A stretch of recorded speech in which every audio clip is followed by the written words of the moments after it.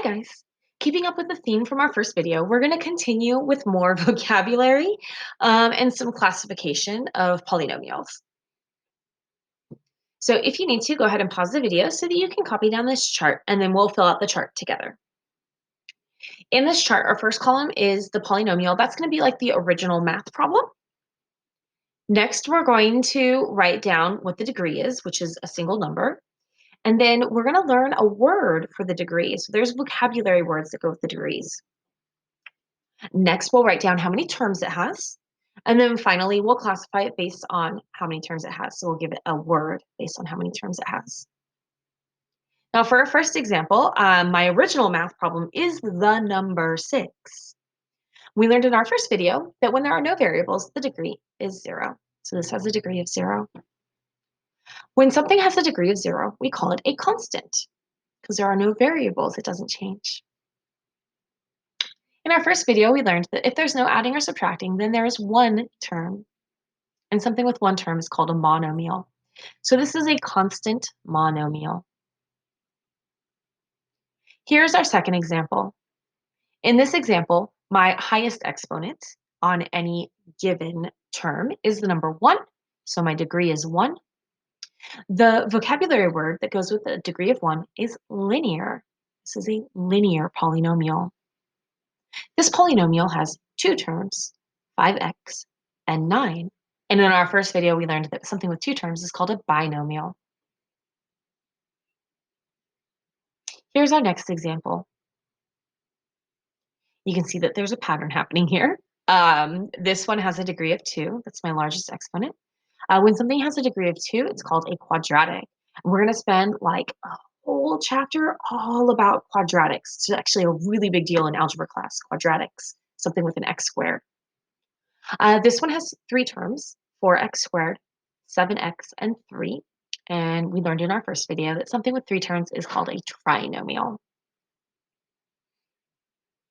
All right, here's our next example, 2x to the third. So in this one, my degree is 3.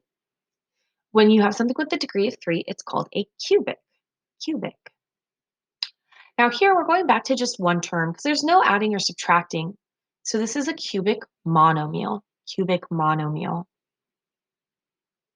And our last example, here my biggest exponent is the number 4.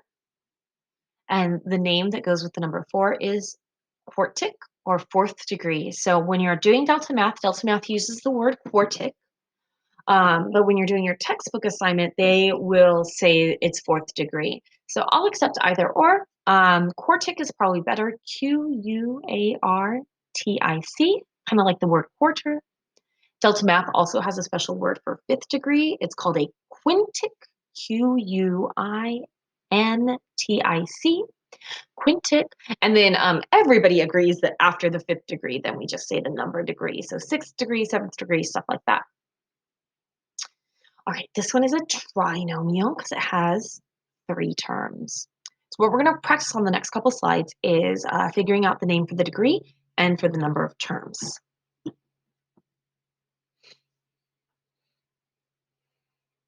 Just a reminder, if something does not have a variable next to it, it is called a constant. So this number 5 is called a constant.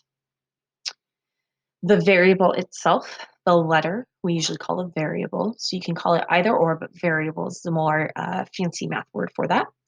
And then a number in front of a variable, a number that's being multiplied with a variable, that's called a coefficient. So these are all words that I'm going to say in class, and I do expect you to know what I'm talking about when I say, hey, look at the coefficient. When you're combining like terms, you need to make sure that 2 things have the exact same variables with the exact same exponents. And you're only going to combine together the coefficients. You're not going to combine together the exponents or anything like that. So just the front number. We will be combining like terms when we are writing something in standard form. Standard form is writing something in descending order, biggest to smallest, but looking at the exponents. So you want to start with the largest exponent and work your way down till you get to your constant. So the constant is always going to be the last thing written in the problem. When it says make sure to simplify, that means combine like terms. So let's try this problem. So the directions say write a polynomial in standard form, so descending order, And then they want you to name it based on the degree and the number of terms. So they want 2 vocab words with it. In this problem, I cannot combine like terms because I have an x and an x squared. Those are not the same. But I should flip-flop those. I should put the x squared first and the x second because I want the biggest exponent first and the smallest exponent last. This has a degree of 2, which we just learned is called a quadratic. And it also has 2 terms, which we learned is called a binomial. This is a quadratic binomial. Quadratic is referring to the exponent of 2, and binomial is referring to 2 terms. Let's try this next one. What I usually do on these problems is I just kind of like look for the biggest exponent and write that first. So we're going to start with the 5x to the third. Next would normally be an x squared, but there are no x squares. So next we'll do just the letter x. Now in this problem, I do have 2 terms with a letter x. So I will combine those together by adding the 4x and the 7x to get 11x. And then we finish it up with the constant. The constant always has to go last.